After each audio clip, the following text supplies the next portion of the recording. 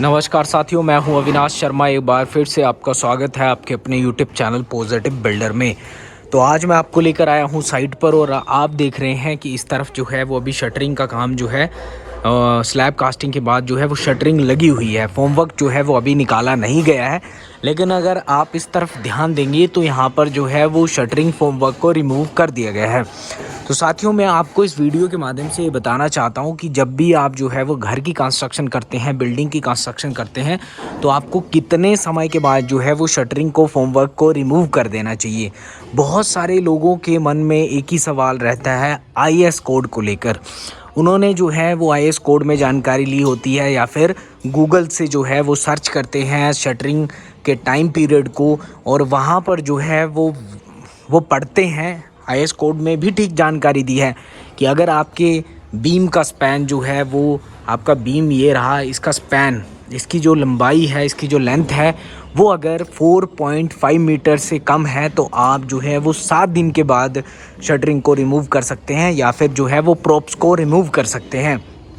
और इसी तरह की जानकारी जो है वो IS कोड में दी गई होती है और गूगल में आपको ये जानकारी मिलती है। इसी के साथ 4.5 मीटर से अगर 6 मीटर के बीच में अगर आपके बीम का स्पैन रहता है तो आप 14 दिन के बाद प्रॉप्स को रिमूव कर सकते हैं और उसके 1-2 दिन बाद आप शटरिंग रिमूव कर सकते हैं। और 6 मीटर से ज़्यादा अगर आपके बीम का स्पैन है, लगभग 18 से 20 फीट अगर आपके बीम का स्पैन है, तो आप जो क्या करेंगे 21 दिन के बाद शटरिंग रिमूव करेंगे। तो मैं उन लोगों के लिए को ये बताना चाहता हूँ कि जो लोग जो है वो इस तरह की जानकारी गूगल से लेकर अपने घर में काम करवाते हैं या फिर जो है वो IS कोड में पढ़ते हैं और फिर काम करवाते हैं, जो स्टूडेंट हैं जो सिविल इंजीनियरिंग कर रहे हैं, तो मैं उनको ये बता दूँ कि आप भैया जी ध्यान से पढ़िए, उसमें जो है वो सीमेंट कौन सा यूज़ हो रहा है। अगर आप जो है वो PPC सीमेंट यूज़ कर रहे हैं और आप जो है वो शटरिंग को फिर 4.5 मीटर से कम कोई स्पैन है बीम का, उसे 7 दिन के बाद रिमूव कर रहे हैं, तो फिर तो दिक्कत आएगी। आपके बीम में क्रैक्स आ सकते हैं, आपकी स्ट्रक्चर में जो है वो क्रैक आ सकते हैं। तो OPC सीमेंट के लिए जो है वो ये सारी कंडीशन जो है वो लागू होती हैं। ये सारी कंडीशन जो है वो आप फॉलो कर सकते हैं, कंडीशन रख सकते हैं कि 4.5 मीटर का स्पैन हमारा कम है बीम का, तो कॉन्ट्रैक्टर को बोल सकते हैं कि खोल दीजिए। लेकिन PPC सीमेंट जब यूज़ हो रहा होता है, जब आप अपने घर में PPC सीमेंट यूज़ कर रहे हैं, तो उस चीज़ का भी ध्यान रखिए कि PPC सीमेंट में मैं आपको एक ही सलाह दूंगा कि उसका जो सेटिंग टाइम होता है वो देरी से होता है, वो स्ट्रेंथ जो है वो देरी से लेता है। और OPC सीमेंट जो है वो जो 28 दिन में स्ट्रेंथ लेगा, PPC सीमेंट जो है वही स्ट्रेंथ जो है वो 40 से 45 दिन के बाद लेगा।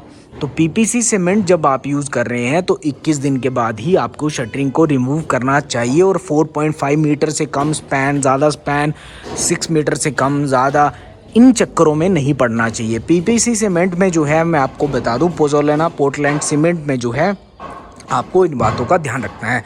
जब OPC सीमेंट आप यूज़ कर रहे हैं तो फिर 4.5 मीटर के बाद जो है या फिर इस तरह की कंडीशन जो है वो कॉन्ट्रैक्टर के लिए आप रख सकते हैं।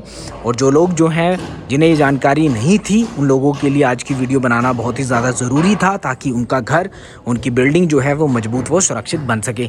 आज की जानकारी अगर आपको अच्छी लगी हो तो पॉजिटिव बिल्डर यूट्यूब चैनल को सब्सक्राइब कर दीजिए, बेल आइकन को प्रेस कर दें, ताकि इस तरह की महत्वपूर्ण वीडियो और जानकारी आपको समय पर मिलती रहे। आज की वीडियो में इतना ही, मिलते हैं नेक्स्ट वीडियो में, तब तक के लिए बाय। आपका दिन शुभ हो, धन्यवाद।